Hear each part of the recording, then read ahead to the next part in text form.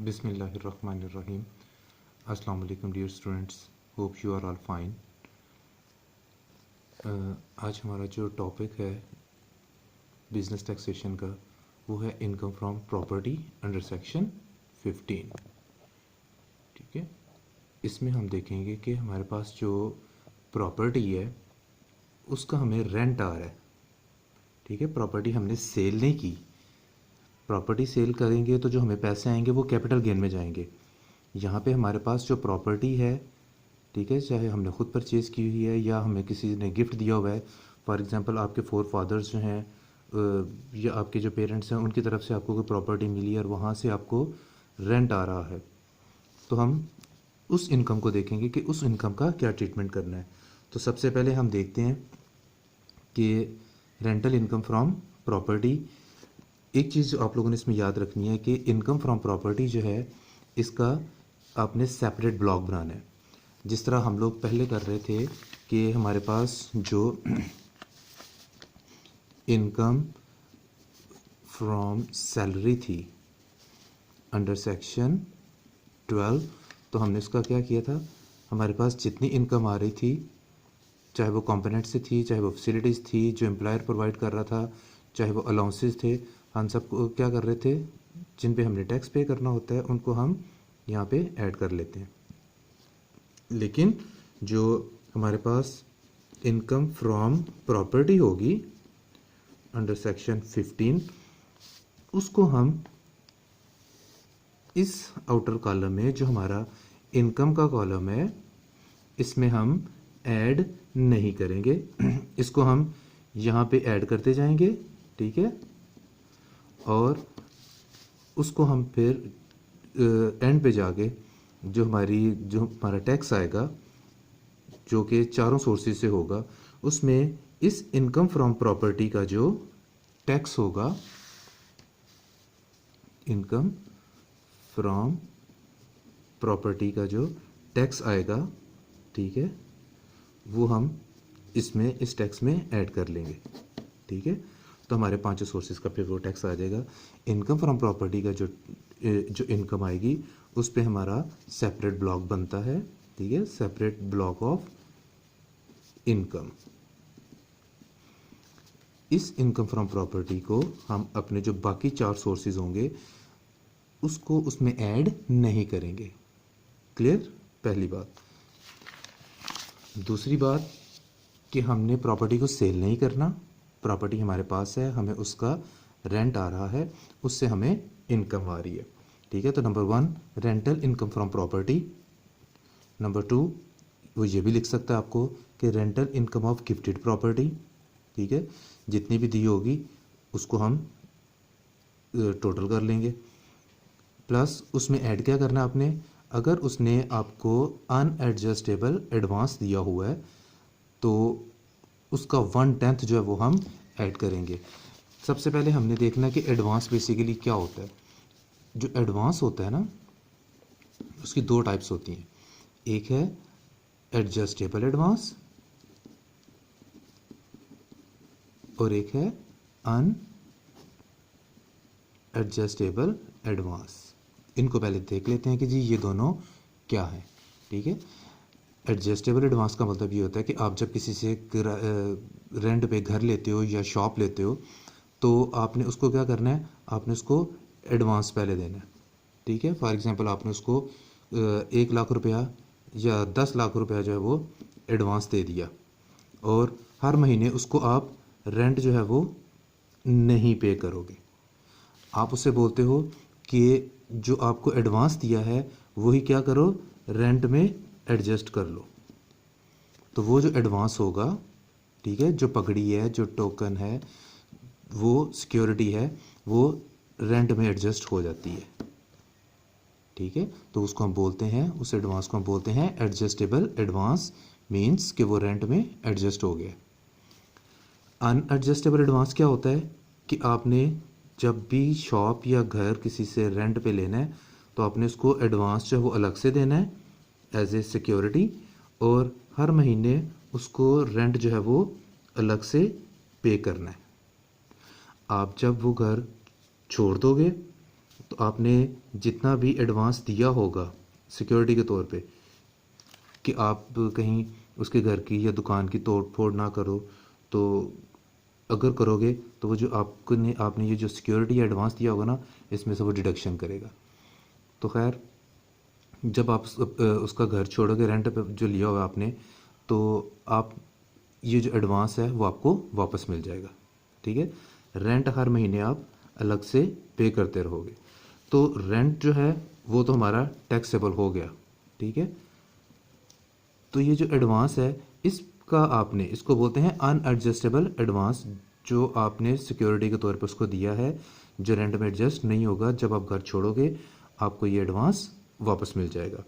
तो चूँकि आप ऑनर हैं किसी जगह के, तो आपको मैंने ये एडवांस दिया है, मैं टेनेंट हूँ, मैं किराएदार हूँ, मैंने आपको ये 10 लाख एडवांस दिया है। तो ये 10 लाख बेसिकली आपके पास पड़ा हुआ है, जिसको आप इस्तेमाल करेंगे, किसी भी जगह पे इन्वेस्ट करेंगे। तो फिर लॉ कहता है कि ये जो अनएडजस्टेबल एडवांस है इसका 1/10 मीन्स कि 10 साल तक आप इसका जो 1 पार्ट है, ठीक है, वो उस पर आप टैक्स पे करते रहोगे। यानी इस अमाउंट का 1/10 जो है वो आपने टैक्सेबल जो आपका रेंट होगा उसमें ऐड करना है। कितने साल तक? 10 साल तक। क्लियर?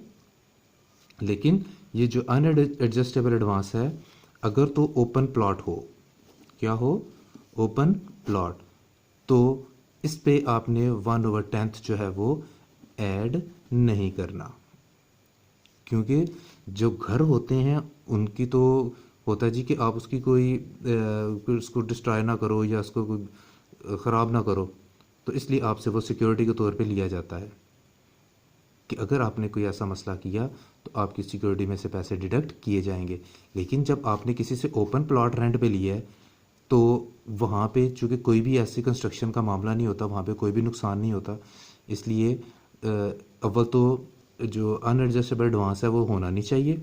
अगर हो तो उस पर आपने कोई भी टैक्स पे नहीं करना। क्लियर? ओके। आपने क्या करना है? रेंटल इनकम फ्रॉम प्रॉपर्टी इसको ऐड कर लिया, और इसमें क्या ऐड करना है? 1/10 ऑफ एडजस्टेबल एडवांस। साथ क्या लिखा हुआ है?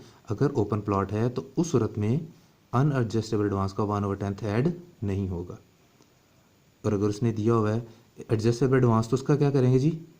जी बिल्कुल, उसको हम इग्नोर करेंगे। क्यों? क्योंकि जब उसने रेंटल इनकम दे दी है तो फिर वो जो एडजस्टेबल एडवांस है वो बेसिकली इसी रेंट में एडजस्ट हो रहा है, इसलिए उसको हम इग्नोर करेंगे अगर एडजस्टेबल एडवांस हुआ तो। उसके अंदर क्या करना है जी? 450 टोकन मनी को ऐड करना है। 450 टोकन मनी बेसिकली क्या होती है कि आपने जब किसी से कोई बयाना कर लिया है, मैं आपसे कहता हूँ जी कि अब मैं आपका घर परचेज़ करूँगा, ठीक है, कितने में आपका घर परचेज़ करूँगा जी? मैं आपसे आपका घर जो है वो 2 करोड़ में परचेज़ करूँगा। उसके लिए मैंने क्या किया? मैंने आपको 10 लाख जो है वो एडवांस दे दिया, टोकन दे दिया, बयाना दे दिया। तो और आपको कहा जी कि बाकी अमाउंट आपको मैं 6 महीने के अंदर अंदर जब अदा कर दूंगा। अगर मैं 6 महीने में आपको बाकी पेमेंट 2 करोड़ की बाकी पेमेंट ना कर पाया, ठीक है, 1,90,90,00,000, तो ये जो 10 लाख मैंने आपको दिया होगा ये आपके पास चला जाएगा। आपका लीगल राइट है कि आप इसको जब्त कर लो। इसको बोलते हैं forfeited token money. Forfeited token money. Forfeit का मतलब जब्त किया गया, जब्त किया गया बयाना, जब्त किया गया बयाना, फोरफिटेड टोकन मनी। ठीक है, अब ये आपके पास चलेगी तो बेसिकली ये भी आपके पास क्या हो जाएगी? ये आपकी इनकम हो जाएगी। ओके, फोरफिटेड टोकन मनी इसको ऐड कर लेना है रेंटल इनकम फ्रॉम प्रॉपर्टी में। रेंटल इनकम फ्रॉम प्रॉपर्टी में अभी तक क्या क्या चीज़ ऐड की है? अनएडजस्टेबल एडवांस का 1/10, ओपन प्लॉट की सूरत में 1/10 ऐड नहीं करना। और अगर एडजस्टेबल एडवांस दिया हुआ है तो किसी भी सूरत में उसको एडजस्ट नहीं करना, उसको ऐड नहीं करना। दूसरे नंबर पे आपने क्या किया? जो फोरफिटेड टोकन मनी थी जो बयाना दिया था वो आपने ज़ब्त कर लिया, वो भी आपकी इनकम में ऐड होगा, इनकम फ्रॉम प्रॉपर्टी में। उसके बाद अगर कोई भी बर्डन या लाइबिलिटी जो कि ऑनर की है या लैंडलॉर्ड की है, पे कौन कर रहा है? किराएदार। तो बेसिकली आपको फैसिलिटी मिल गई ना, जिस तरह हमने इनकम फ्रॉम सैलरी में देखा था कि आप कोई भी आपकी कोई भी फैसिलिटी है, आपकी कोई भी जो लाइबिलिटी है और आपका ऑनर वो पे करता है, आपका जो एम्प्लॉयर है, तो आप क्या करते हो? उस पर टैक्स देते हो। इसी तरह यहाँ पे अगर आप घर के मालिक हैं या दुकान के मालिक हैं, लाइबिलिटी आपकी है लेकिन पे कौन कर रहा है? किराएदार। तो वो आपके लिए फैसिलिटी बन जाती है, आपने उस पर भी टैक्स देना है। ठीक है, तो नंबर 3, कोई भी बर्डन या लाइबिलिटी जो ऑनर की है, लैंडलॉर्ड की है, लेकिन बर्दाश्त कौन कर रहा है? किराएदार। तो आपकी इनकम फ्रॉम प्रॉपर्टी में ऐड होगी। फॉर एग्जांपल कोई भी म्यूनसिपल कमेटी का टैक्स है, या वाइट वॉश चार्जेस हैं, या प्रॉपर्टी टैक्स है, या रिपेयर चार्जेस हैं, एक्सपेंसेस हैं, या मीटर रेंट वगैरह, ये सारे वो एक्सपेंसेस हैं जो किसके हैं? ऑनर के, लेकिन पे कौन कर रहा है? टेनेंट। तो ये सारे आपकी इनकम में ऐड होंगे। क्लियर? ओके। उसके बाद नंबर 4 क्या ऐड होगी? Signing amount. वो क्या होती है कि आपने किसी के साथ कोई कॉन्ट्रैक्ट किया है तो उसके बदले में आपको पैसे मिले हैं, तो वो भी आपकी इनकम में ऐड होंगे। ठीक है, नॉन रिफंडेबल है, नॉट एडजस्टेबल है। उसके साथ क्या ऐड होगा? आपको याद होगा कि हमने अकोमोडेशन फैसिलिटी पढ़ी थी, कि उसमें हमने पढ़ा था कि आपको अकोमोडेशन फैसिलिटी प्रोवाइड की गई है, चाहे वो अर्बन एरिया में है चाहे वो रूरल एरिया में है, जहाँ पे भी है, तो उस हिसाब से हमने 30% या 45% जो वो कैलकुलेट किया और उसको अपने इनकम फ्रॉम सैलरी में ऐड किया। उसमें हमने केस देखा था कि अगर तो आपको वो आपको जो घर दिया गया है उसके आप खुद मालिक हैं, तो एक तरह से वो आपका रेंट भी आ रहा है, आपको रेंट भी मिल रहा है, तो वो भी आपकी इनकम में ऐड होगा। ठीक है, इसको भी हम थोड़ी देर तक एग्जांपल में इसको एक्सप्लेन करने की कोशिश करेंगे। ओके, आपने ये जो चारों हैं, कौन कौन? अनएडजस्टेबल एडवांस, फोरफिटेड टोकन मनी, और कोई भी बर्डन या लाइबिलिटी ऑनर की, टेनेंट पे कर रहा है, और signing amount plus accommodation facility वगैरह जो हैं, अकोमोडेशन फैसिलिटी के अंदर जब उसने लिखा हो हाउस ओन्ड बाय एम्प्लॉय, कि जो घर है वो एम्प्लॉय का अपना है, जिसका कंपनी उसको किराया पे कर रही है, तो बेसिकली वो उसके लिए इनकम फ्रॉम प्रॉपर्टी बन जाती है। तो इनकम फ्रॉम सैलरी में भी इसको ट्रीट करेंगे 30% या 45% जो भी सिचुएशन होगी, और उसके साथ ही साथ हम इसे इनकम फ्रॉम प्रॉपर्टी में भी ऐड करेंगे। इनकम फ्रॉम सैलरी में भी ऐड होगा और इनकम फ्रॉम प्रॉपर्टी में भी ऐड होगा। अच्छा, जब इन पांचों को टोटल कर लेंगे तो हमारे पास आ जाएगा RCT, rent chargeable to tax. उसमें सबसे पहला काम आपने क्या करना है, उसमें से आपने जो RCT होगा, जो कि 5 सोर्सेज को मिला के आया होगा, उसमें आपने क्या करना है, जो लॉस फ्रॉम प्रॉपर्टी है ऑफ करंट ईयर, उसको माइनस कर लेना है, लेस। किस चीज़ को लेस करना है RCT में से? जो इस साल इनकम फ्रॉम प्रॉपर्टी का लॉस होगा उसको। अगर उसने लिखा होगा जी पिछले साल का प्रॉपर्टी का लॉस है, तो फिर उसको हम क्या करेंगे? उसको हमने इग्नोर करना है। ठीक है, उसको क्या करेंगे? इग्नोर, क्योंकि जो प्रीवियस ईयर का लॉस होता है प्रॉपर्टी का, वो डेड लॉस होता है, वो आपके RCT में से माइनस नहीं हो सकता। क्लियर? जो करंट ईयर का लॉस होगा, वो लॉस जो आपका इस साल प्रॉपर्टी की इनकम आएगी उसमें से माइनस हो जाएगा। जो पिछले साल का लॉस होगा वो इसमें से एडजस्ट नहीं होगा, उसको हम इग्नोर करेंगे। ओके, उसके बाद हम देखते हैं कि कौन कौन से एक्सपेंसेस हैं जिनको हम इग्नोर करेंगे। जी, following expenses are not allowed to be deducted from RCT। कि आप जाहिर बात है दुकान या मकान के मालिक हैं, तो आपके कुछ एक्सपेंसेस आए होंगे आपको। ठीक है जी, तो वो जो आपके एक्सपेंसेस हैं आपने उनको क्या करना है, आप उसको आरसीटी में से माइनस नहीं कर सकते हो, ठीक है। फॉर एग्जांपल क्या लिखा होगा, rent collection charges paid by honour, कि आप घर के मालिक हैं जो आपने किराए पे दिया घर या दुकान, तो आपने रेंट कलेक्ट करने के लिए कोई बंदा रखा हुआ है तो उसको आप पेमेंट कर रहे हो, तो वो बेसिकली आपकी प्रॉपर्टी का एक्सपेंस है, ठीक है।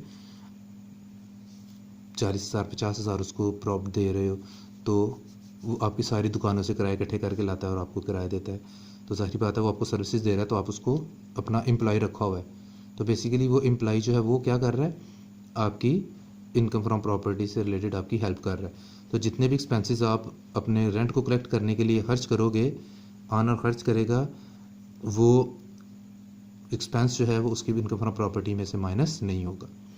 इसी तरह insurance premium of property paid by landlord, आपने अपनी प्रॉपर्टी का जब वो उसकी इंश्योरेंस करवाई हुई है, तो वो भी आपका एक्सपेंस है प्रॉपर्टी का, वो भी माइनस नहीं होगा। Repair charges born bye honour, आपने अपनी प्रॉपर्टी का कुछ रिपेयर वगैरह करवाया, कुछ डैमेज हो गया तो उसकी रिपेयरिंग के लिए आपने पैसे खर्च किए हैं, आपका इनकम फ्रॉम प्रॉपर्टी का एक्सपेंस है, माइनस नहीं होगा। आपने कोई भी प्रॉपर्टी से रिलेटेड टैक्स या रेट्स वगैरह पे किए हैं, वो भी माइनस नहीं होंगे। इसी तरह ग्राउंड रेंट, अगर आपने प्रॉपर्टी जो है वो लीज पे ली हुई है, तो आपने ग्राउंड रेंट पे किया है, तो वो भी इसमें से माइनस नहीं होगा। इसी तरह आपने HPFC के साथ जो है वो उसको रेंट पे मतलब कोई इससे लोन लिया था, लोन लेके आपने प्रॉपर्टी बनाई और उसको उस प्रॉपर्टी पे जितना भी उसको रेंट पे दिया, और जितना आपको रेंट आ रहा है उसमें से कुछ हिस्सा HPFC को जा रहा है, तो वो भी आपका बेसिकली एक्सपेंस है, ठीक है, तो वो भी उसमें से माइनस नहीं होगा। आपने जो वकील है, आपका कोई भी प्रॉपर्टी का केस है, ऑनरशिप का केस है, टाइटल मीन ऑनरशिप का केस है, या ऑनरशिप केस, टाइटल सूट या लीगल चार्जेस आपने अपनी इस प्रॉपर्टी से रिलेटेड जो हैं वो पे किए हैं, वकील को फ़ीस दी है, तो आपका प्रॉपर्टी का एक्सपेंस होगा, माइनस नहीं होगा।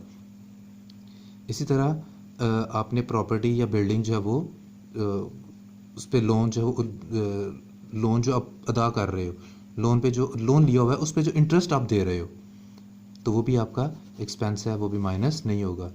फीस आपने दी है, लॉयर कवर्ड लिखा हो, प्रैक्टिशनर कवर्ड लिखा हो, क्यों आपने फ़ीस पे की है, क्योंकि आपने एक वकील से एक किरायानामा लिखवाया है, रेंट डीड या एग्रीमेंट लिखवाया है, ड्राफ्टिंग में लिखवाया है। लॉयर या प्रैक्टिशनर, प्रैक्टिस करने वाला वकील को आपने फ़ीस दी है, तो वो भी आपका एक्सपेंस है, माइनस नहीं होगा। इसी तरह वाटर चार्जेस या वाइट वॉश चार्जेस जो हैं आपने घर के या दुकान के पे किए हैं, वो आपका एक्सपेंस है। एडवोकेट को फ़ीस पे की है ताकि वो आपकी बिल्डिंग का कोई किराए का मसला बना हुआ था, तो वकील ने जो वो आपको जो किराया वो रिकवर करके दिया है, उसको आपने फ़ीस अदा की है, ये आपका प्रॉपर्टी का एक्सपेंस है।